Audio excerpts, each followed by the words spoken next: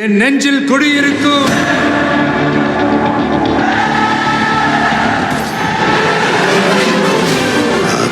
தளபதி. ஏய் விஜய் வீட்டு விட்டு வெளியே வா, ஏய் விஜய் வீட்டு விட்டு வெளியே வா. இப்படியெல்லாம் கேட்கும் போது எனக்கு எப்படி அது தோணுதுன்னா, ஐயோ இவங்க ஒவ்வொரு வீட்டில் இருக்கிற ஒவ்வொரு விஜயும் இவங்க கூப்பிடுற மாதிரியே எனக்கு தோணுது. அப்படிதான் எனக்கு தோணுது. அதனால பொறுங்க பாஸ், வருவாங்க, முறையா வருவாங்க. ஓட்டு போடுற அன்னைக்கு ஓட்டர் ஐடியை கையில் எடுத்துக்கிட்டு ஒவ்வொரு வீட்டில் இருக்கிற ஒவ்வொரு விஜயும்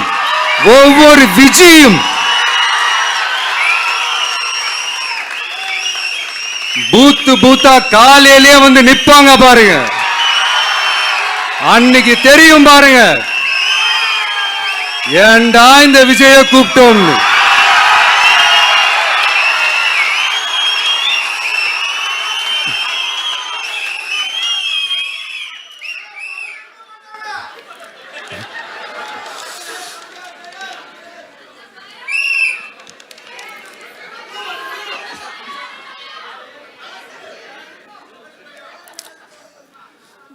ஸோ இப்படி பேசினா உடனே இவரு நான் சினிமாவா இது அப்படின்ட்டு ஆரம்பிச்சிருவாங்க. நான் சினிமா விட்டாலும் நீங்க சினிமா விட மாட்டேங்கிறீங்களேப்பா.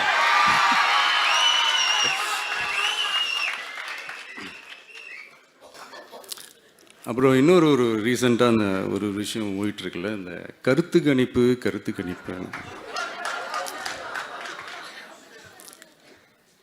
அதில் நிறைய பேர் உண்மையான கருத்து கணிப்புலாம் சொல்கிறாங்க. அதையும் நான் தப்பு சொல்லலை. சில பேர் கடுப்பில் விட்ட கணிப்பாகவும் இருக்குது, அதையும் நான் தப்பு சொல்லலை. இந்த கடுப்பில் விட்ட கணிப்பாளர்களுக்கு நான் சொல்லிக்கிறது என்னென்னா, ஒவ்வொரு ஊராக தெருவா வீடாக போய் நீங்கள் அந்த கருத்து கணிப்பு எடுத்து பாருங்கள். ஒவ்வொரு வீட்லேயும் டிவிக்கு இருக்கிறத நீங்கள் பார்ப்பீங்க.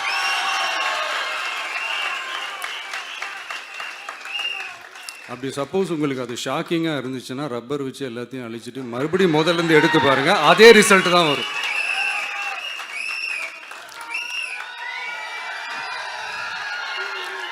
இது என்னப்பா லாஜிக்கு, அது எப்படி எல்லார் வீட்லேயும் டிவிக்கு இருக்கும் அப்படின்னு நீங்கள் கேட்டிங்கன்னா, ஒரு சின்ன சாம்பிளுக்கு ஒரு சின்ன டெஸ்ட் ஒன்று பண்ணி பாருங்களேன்.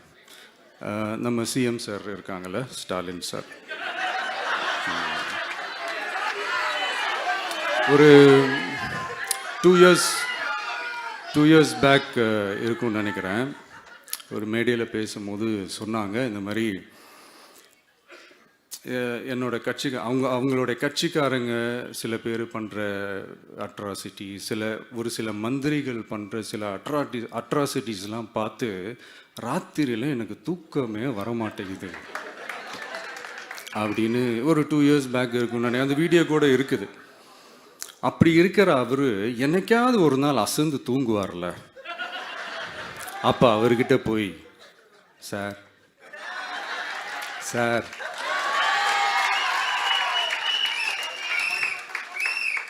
எந்த சின்னத்துக்கு சார் ஓட்டு போடுவீங்க அப்படின்னு கேட்டு பாருங்க. விசில் சின்னத்துக்கு தான்.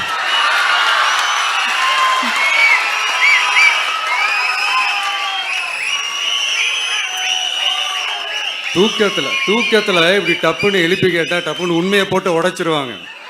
அதுக்கு சொன்ன அப்படி இருக்கிற இந்த நிலைமையில் டிவிக்கே வந்து சிட்டியில் தான் இருக்குது, டவுனில் தான் இருக்குது, வில்லேஜ் சைட்லலாம் இல்லை அப்படின்னு சொல்கிறவங்களுக்கு இந்த மாதிரி சில டெஸ்டெல்லாம் பண்ணி பாருங்கள், தெரியும். நம்ம கட்சியினுடைய 2வது ஆண்டு விழா, அதாவது 3rd இயரோட தொடக்க விழா இன்னைக்கு தமிழ்நாட்டில் ஒரு மிகப்பெரிய ஒரு கட்சியாக நம்ம வளர்ந்து இருக்கிறோம் அப்படின்னா அது உங்களால் தான். ப்ளஸ் நம்மளை நேசிக்கிற கோடிக்கணக்கான மக்களும் தான் அதுக்கு ஒரு மிக முக்கிய ஒரு காரணம். நீங்கள் தான் என்னுடைய ஒரு மிகப்பெரிய ஒரு பலம். உங்களை நம்பி தான் நானும் நம்ம கட்சியும் இருக்கிறோம். இதை நான் சொல்லி தான் உங்களுக்கு தெரியணும்னு அவசியம் இல்லை, இது உங்கள் எல்லாருக்குமே நல்லா தெரியும். அதனால் இன்றைக்கி உங்கள் எல்லாருக்கும், நம்ம கட்சியில் இருக்கிற தோழர்களுக்கும் தொண்டர்களுக்கும், இந்த கட்சியினுடைய ஒரு தலைமை தொண்டனான என்னுடைய வாழ்த்துக்களும் நன்றிகளும்.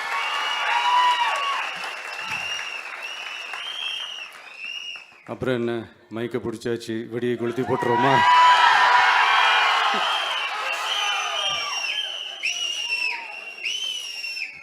(1977) ஜூன் மாதம்னு நினைக்கிறேன், ஜூன் மாதத்தில் புரட்சி தலைவர் எம்ஜிஆர் அவர்கள் ரேடியோவில் ஒரு பேட்டி ஒன்று கொடுத்தாங்க. அதில் பேசும்போது சொன்னாங்க, பேரறிஞர் அண்ணா அவர்கள் இருந்த இடத்தில் இப்படிப்பட்டவர்களும் அமர்கின்ற ஒரு நிலைமை ஏற்பட்டுச்சேன்னு எண்ணி எண்ணி கண்ணீர் வடித்தேன். அன்னைக்கு அந்த கண்ணீரை துடைக்க ஆரம்பித்த இயக்கம் தான் அண்ணா திராவிட முன்னேற்ற கழகம்னு சொன்னார். அதே மாதிரி 2017 அப்புறம் 2021 அப்புறம் தமிழ்நாட்டுடைய நிலைமையை பற்றி யோசித்து பார்த்த நம்ம தமிழக மக்கள், காமராஜர் அவர்கள் இருந்த இடத்தில், அண்ணா அவர்கள் இருந்த இடத்தில், எம்ஜிஆர் அவர்கள் இருந்த இடத்தில் இப்படிப்பட்டவர்களும் அமர்கின்ற ஒரு நிலைமை ஏற்பட்டுச்சேன்னு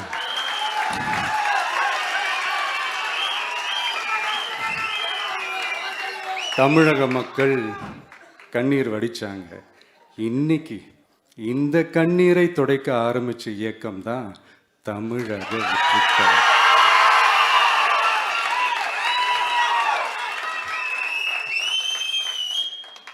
இப்படியெல்லாம் நம்ம பேசுறதுனால கண்டிப்பாக சில பேர் கொந்தளிப்பாங்க. அது பற்றில நம்ம கவலைப்படக்கூடாது, ஏன்னா கொந்தளிக்கிறது தான் அவங்களுக்கு வேலையே. புரிஞ்சுங்களா அவங்களுக்கு? ஏன்னா எம்ஜிஆர் அவர்கள் கட்சி ஆரம்பித்தப்போ, ஏன் அவர் ஜெயிச்சதுக்கு அப்புறம் கூட சட்டசபையில் கூட ஏதோ ஒரு நடிகர் கட்சி வந்திருக்குதான், ஏதோ ஒரு புதிய கட்சி வந்திருக்குது, புரட்சி தலைவர்னு ஒருத்தர் வந்து, இப்படியெல்லாம் கேலியும் கிண்டலுமா.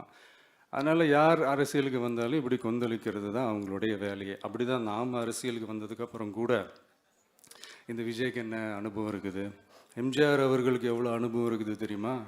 52லேருந்து 72 வரைக்கும் அந்த 20 இயர்ஸ் திமுகவில் இருந்த ஒரு அரசியல் அனுபவம் எவ்வளோ இருக்குது தெரியுமா? விஜய்க்கு என்ன பெரிய அனுபவம் இருக்குதுன்னு கேட்டால் அதே வாய் தான் அன்னைக்கு எம்ஜிஆர் அவர்களை பார்த்து, அன்னைக்கு எம்ஜிஆர் அவர்களை பார்த்து, அரசியல் அரிச்சுவடி தெரியாதவர், கவர்ச்சியை மட்டுமே நம்பி இருக்கிறவர், அட்டக்கத்தி, வாய் விளம்பர வள்ளல், இவருக்கு கேள்வி மட்டும்தான் கேட்க தெரியும், பதில் சொல்ல தெரியாது, நிருபர்களை சந்திக்க மாட்டார், டெல்லியை வகச்சிக்க மாட்டார், மேலே இருந்து அவருக்கு அவ்வளோ ப்ரெஷர் இருக்குது, அப்படி இப்படின்னு சொன்னதும் அதே வாய் தான். அதனால் எம்ஜிஆர் அவர்களை மட்டும் இல்லை, அவருடைய தொண்டர்களை கூட விட்டு வைக்கலை. அது என்னது, இந்த பளபளப்பு ஜொலி ஜொலிப்பை பார்த்தா பல்லிழிப்பவங்க, இப்படியெல்லாம் கிண்டலும் கேலியுமா, இது எல்லாம் மக்கள் ஒரு மாதிரி சைலண்ட்டாக வாட்ச் பண்ணிக்கிட்டு என்ன பண்ணாங்கன்றது உங்களுக்கே நல்லா தெரியும். அவர் ஜெயிச்சதுக்கப்புறம் இந்த அரசியலில் பழந்துன்னு கொட்டை போட்ட அனுபவிச்சாலையும் இருப்பாங்கன்னு சொல்லுவாங்கல்ல, அவங்க எல்லாருக்குமே அந்த கோட்டைன்றது ஒரு பகல் கனவாகவே மாறிடுச்சுன்னா பார்த்துங்க. 77 மாதிரி இப்போவும் அந்த பழைய தேஞ்சி போன, துருபிடிச்சி போன, நஞ்சு போன அதே அந்த பழைய வெப்பனையும் இப்போவும் கையில் எடுக்கிறாங்க. அதனால் மை டியர் ஜென்டில்மேன், டெக்னாலஜிலாம் வளர்ந்து வேற எங்கேயோ போயிட்டுருக்கு, அட்லீஸ்ட் உங்கள் டெக்னிக்கையாவது கொஞ்சம் மாற்றுங்க பாஸ்.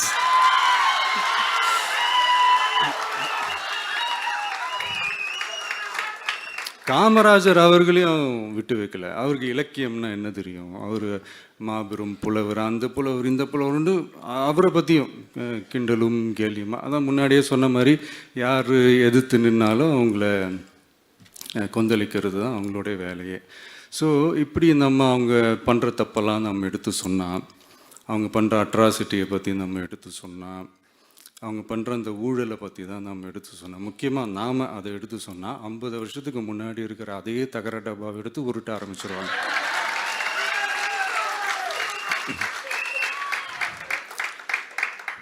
பவள விழா பாப்பாவுக்கு வேற என்ன தெரியும்?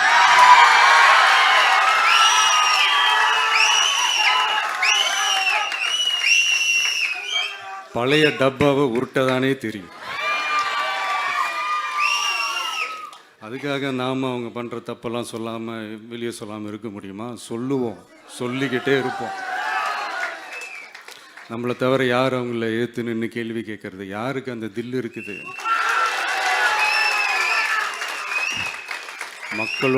மக்களோட ஒரே பிரதிநிதி நாம மட்டும்தான். ஸோ இப்படி இருக்கிற இந்த நிலைமையில் இன்னைக்கு இந்த டிஜிட்டல் உலகத்தில் திருவள்ளுவர் இருந்திருந்தாருன்னா இந்த தீய சக்தியை பற்றி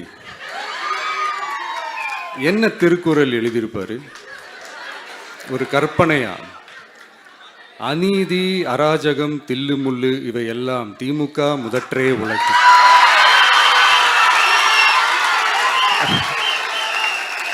ஒரு கற்பனையா?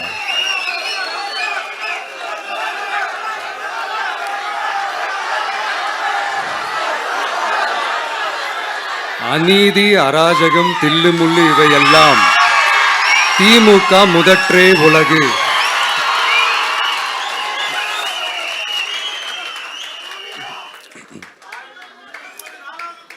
அடுத்து இந்த என்னப்பா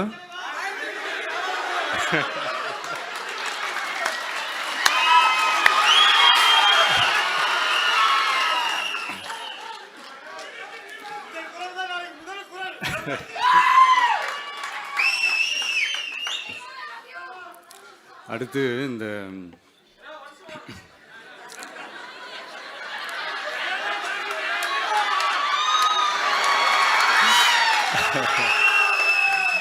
சொல்லிட்டேன், 2 வாட்டி சொல்லிட்டேன். அநீதி, அராஜகம், தில்லுமுள்ளு இவை எல்லாம் திமுக முதற்றே உலகு.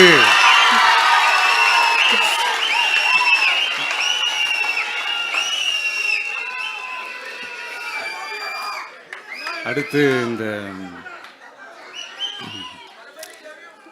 இந்த மும்முனை போட்டி, 4 முனை போட்டி அப்படிலாம் சொல்கிறாங்களே, சரி அவங்கள பொறுத்த வரைக்கும் அப்படியே இருக்கட்டும். அதில் மாபெரும் மக்கள் சக்தியாக நம்ம அணி ஒரு பக்கம், அடுத்து திமுக தலைமையில் மற்ற கூட்டணி கட்சிகள் ஒரு பக்கம், அடுத்து பாஜக தலைமையில் மற்றும் பலர்.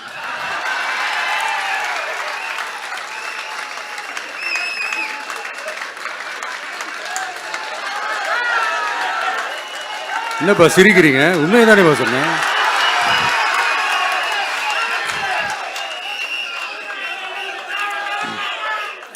ஸோ இப்படி எத்தனை சக்திகள், எத்தனை பேர் வந்தாலும் திமுகவை வீழ்த்துறதுக்கு மாபெரும் மக்கள் சக்தியான நம்மளால் மட்டும்தான் முடியும். நம்ம டிவிகேவால் மட்டும்தான் முடியும்.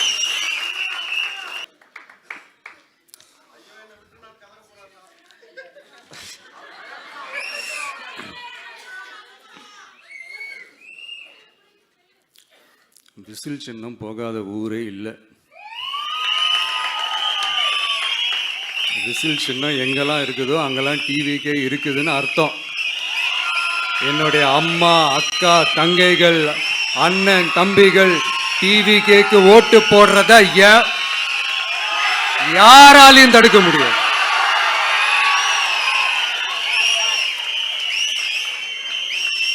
ரத்த சொந்தமா நம்மள நினைக்கிற நம்மளோட வகையராக்களை எந்த கட்சியாலையும் எவ்வளவு விலை கொடுத்தாலும் வாங்கவே முடியாது.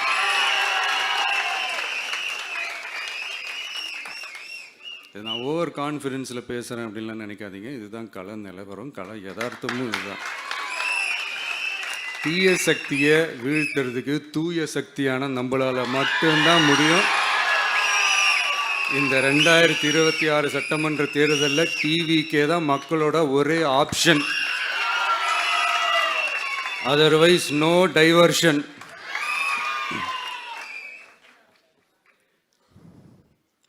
இந்த டப்பா இன்ஜின்,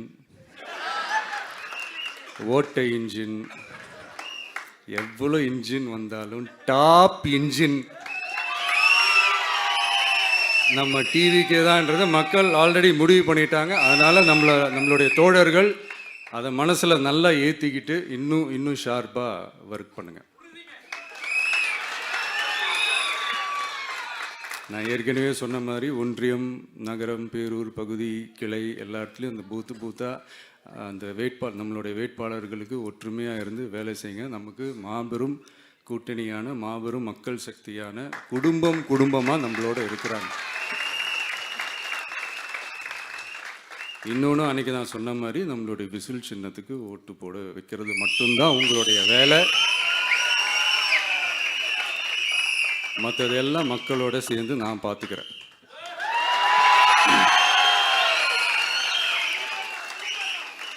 தமிழ்நாட்டோட அரசியலில் தி விசில் ப்ளோயர் இஸ் டிவிகே.